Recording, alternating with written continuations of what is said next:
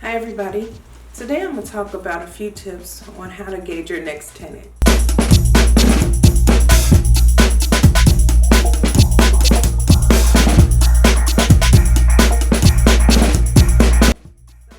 In looking for a second floor apartment tenant, I had an interesting time of trying to find the right person.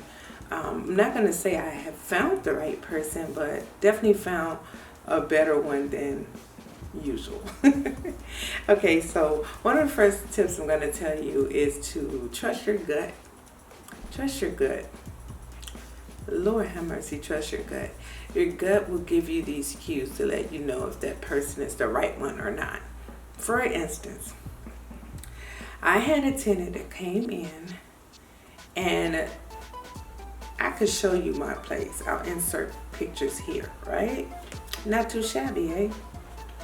Listen, I had a person come in, and from top to bottom, they had a critique about everything in the unit. I mean, everything. Oh, this could use this. Now, don't get me wrong. I understand some of these people may go in these really rough, bogus neighborhoods and see all these nice, beautiful fixings and everything, and yet they come to a quiet block and don't see those same fixings, and they, they kind of try to make a deal or whatever that means. But in this case, she decided to make a big deal about every little nook and cranny. Can I paint? Or, is this paint? And I said, well, you can paint. I'm not going to paint, but you can paint. And then it was, well, can this be fixed? Will this be fixed? This room is small and that is small. And doggone well, I cannot change the size of a room. I can't. The room is adequate for inappropriate. It has a closet. It's big enough by Section 8 standard to be counted as a bedroom, but she just wasn't satisfied. So I entertained her conversation. Okay. Anything else? Any other questions? Well, let me ask about you. So I got to asking her things about, like, for instance, income, where do you work at and so forth. And she kind of told on herself before my gut even had to say anything. My gut was bucking at the amount of complaints she had and the naggingness. And so it told me she was a naggy tenant, unsatisfied, ungrateful. So that was the first cue. And that was obvious though. But the second thing was, she was like, when I brought up the money and income rather, she goes, she said everything but what had happened was, she said, my son works and together, because I work part-time, but with his income, if you could have seen me do this motion, you would have. I mean, you could see it through my eyes probably. But anywho, when she said that, I was like, oh, okay, it's probably not enough income, and you don't want to really struggle with having to pay rent. So she's like, yeah, but it'll be good. It'll be good. Anyways, I'm interested. Is what she said after all of that. So it's like, okay. Do I need to say any more? No. Okay. Second person, not the second tenant that I looked at, but second person that was like a complete no. He comes in and he's looking at everything. He's doing a whole Section 8 list thingy.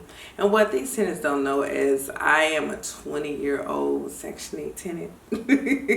I literally just got off Section 8 about a year and a half ago. Yeah, so I know a lot about Section 8. So he's looking and he's, okay, cool, I like that. I appreciate that you're looking and you're making sure everything is good and dandy. Obviously, he's a Section 8 tenant. And so he's like, I'm asking him a few questions. I forgot what I exactly asked him. And he goes, see, the thing is, we got to help each other out as a community. See, I guess because black on black. Get your wig. So I'm listening. I'm like, okay, yeah, I agree. I said, you know what? I believe in sharing the wealth in terms of knowledge, right? I'm just a stickler for making sure that my people know, if we want to talk about this, just, the steps and how it's obtainable to get to where I am, or, a lot of places people think is unreachable. And so I talk about real estate a lot. I talk about my journey getting here, being a landlord, my journey getting the building, and how I felt like it was just like years ago, I felt like it was just totally unreachable. And so I goes into my whole spiel, and he's like, yeah, see, I like that. I like that. So yeah, he's looking at things. He's like, okay, that's not going to pass Section 8. I was like, trust me, that's going to pass. And because he was looking at something he thought was a crack, was actually a web. Just being honest, the apartment at the time was vacant for a minute, and I didn't catch that one thing at the top. So at that time, it was, he said that, and I was like, okay. So he was saying things. He's like, okay, he looked a little bougie. So I asked him one quick question. I said, so what, how many bedrooms does your voucher have? He said, it has, it's a $1,300 voucher. I said, oh, that's fine. How many bedrooms is that? Oh, one. Wait, you just said that you wanted to move in twins and like you wanted to bring the family together. You have 1 bedroom voucher. Yeah. Well, how old are the twins? 16. Oh, okay. All right. Yeah, but see, like I said, we should help each other out as a community, because I'm trying to get them from, bad neighborhood and things like that. And I was like, oh, okay, but you bougie. I ain't say that, but it's what I'm thinking. My senses was going off with him the moment he asked me for a handout by saying, I think we should help each other out. I've just helped you out by teaching you to fish and not giving you the fish. How about that? So that was the second one. I had some good feelings too. So one time I had a tenant came in, and she was just awesome. She just asked questions. She was very humble. She asked questions. She wasn't, intimidated, but she was humble. And she was like, I'm very interested in, she was looking at this, but people hear the neighborhood name and they kind of get a little edgy, and I'm like, please don't let it fool you. This is such a quiet block. Like, I live here, so, and I'm bougie. I'm bougetto. But anyways, yeah, so she was a good one. I had great vibes about her. And then there was another one named Brittany. She was a good one. I had great vibes about her as well. So you'll get that. Another tip is pay attention to income. It's very important. Pay attention to income. Ask those probing questions. So how much would you say your income is per month? See what they say. You'd be shocked at how many people literally tell you, like the lady who told me that her son was going to help her pay, but she works part-time, and it wouldn't be a problem if she was Section 8, but she's not Section 8. So I can see us having rental issues every month. And then here in my building, you got to pay your own lights and gas, as in heat. So no, you're not going to have my building wrapped up in any utility issues. No, you're not going to be late on your rent 50 times. No. So yeah, that's another thing. What's another tip? Social media. As surely as my name is what it is, so you'd be shocked what social media can tell you. You'd be shocked at how many people tell their whole life story on social media. You'll be shocked at how many people does not cover their butts. So I happen to look up a few of my tenants, and guess what? Well, one of them did come up, and she was smart enough to kind of, I guess, block, but you could still see certain posts, you know. I'm a prober. I can find out information. I decided not to probe too much, but I did probe enough to find out that she went on a vacation recently, and she's late on her rent. And a vacation entail money. Okay. Got another tenant. I don't have a cell phone. I can't reach you only by email. Checked her Facebook account. Her Facebook, if you put her first name and last name, you just get this little generic page that probably she lost the password on. But then if you reverse the name, oh, she pops up, and she pops up red.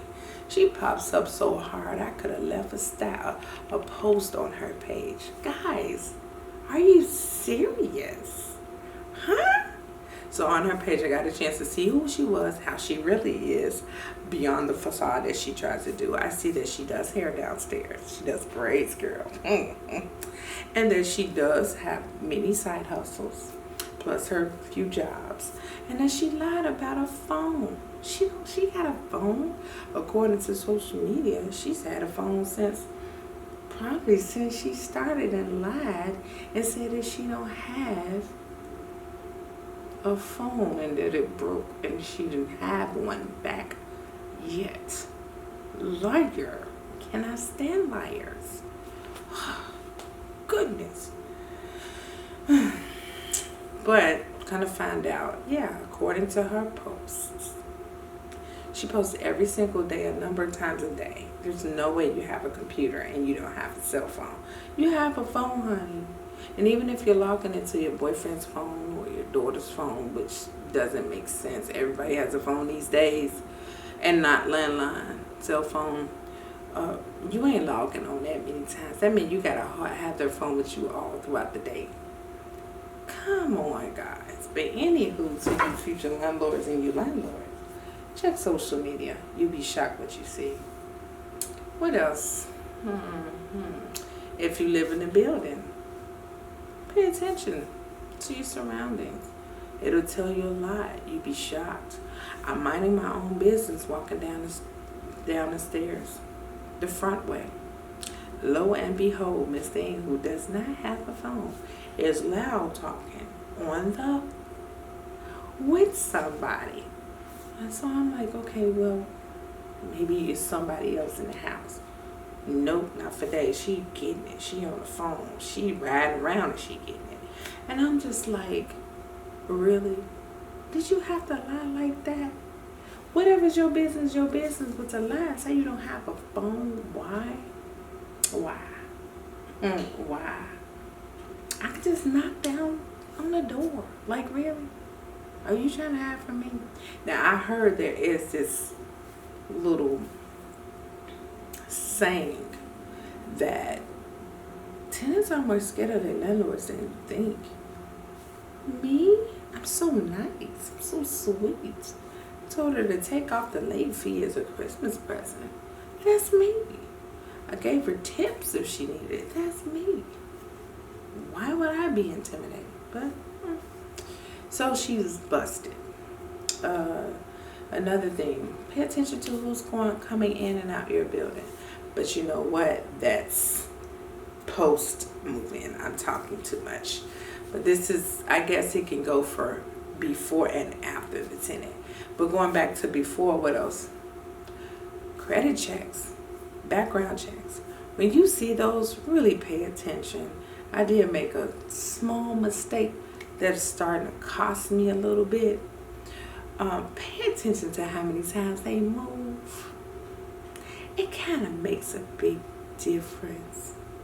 Because then when you see them lately moving stuff in and then lying and saying the rest of their furniture is in storage, you might find out that they're a house hopper or apartment hopper. You never know. That's one thing. So definitely pay close attention to your background and your credit check.